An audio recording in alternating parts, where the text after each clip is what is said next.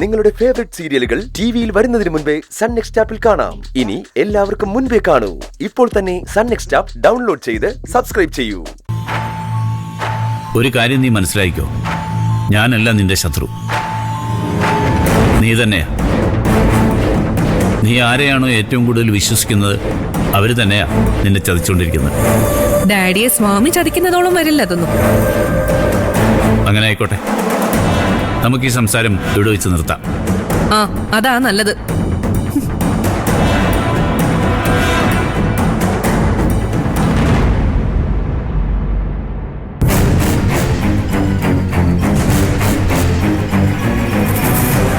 ആ സ്വാമി, ഉടനെ തന്നെ ഒന്ന് കാണണമല്ലോ. ആടോ, ഇപ്പൊ തന്നെ കാണണം. വേഗം ഇങ്ങോട്ട് വാ.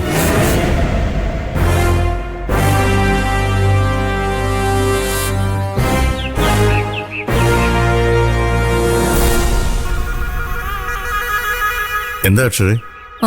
നിങ്ങളിപ്പോ എവിടെയാ? പുറത്ത്. എന്തേ? ശ്രുതിമോള് ക്ലാസ്സിൽ പോയില്ലേ? ആ, ഉവ്വ്. എന്താ അങ്ങനെ ചോദിച്ചത്? ഒന്നുമില്ല. അല്ല, നീ അങ്ങനെ ചോദിക്കാത്തതാണല്ലോ. എന്തു പറ്റി?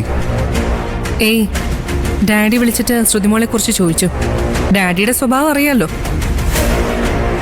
എന്തെങ്കിലും ഇല്ലാതെ അങ്ങനെ ചോദിക്കില്ല. സാറെന്താ ചോദിച്ചത്? ഒന്നുമില്ല, അത് കാര്യാക്കണ്ട. എന്നാലും എന്താണെന്ന് പറ.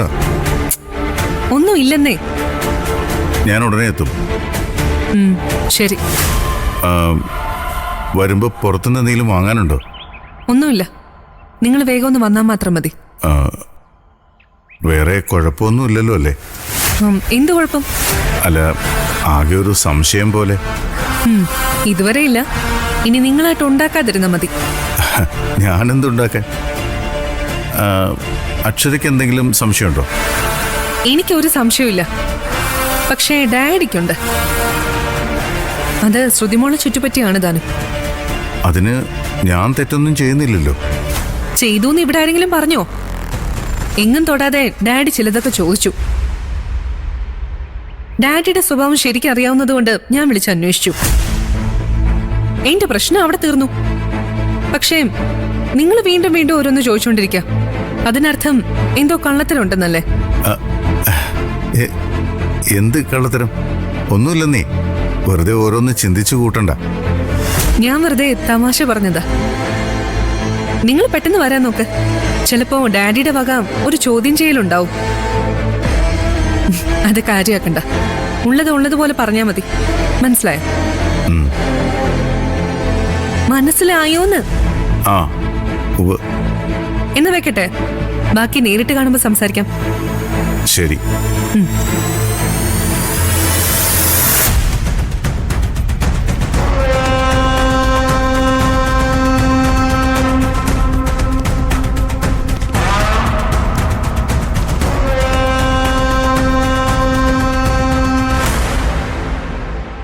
എന്താ സാറാ അത്യാവശ്യമായിട്ട് കാണണമെന്ന് പറഞ്ഞത്?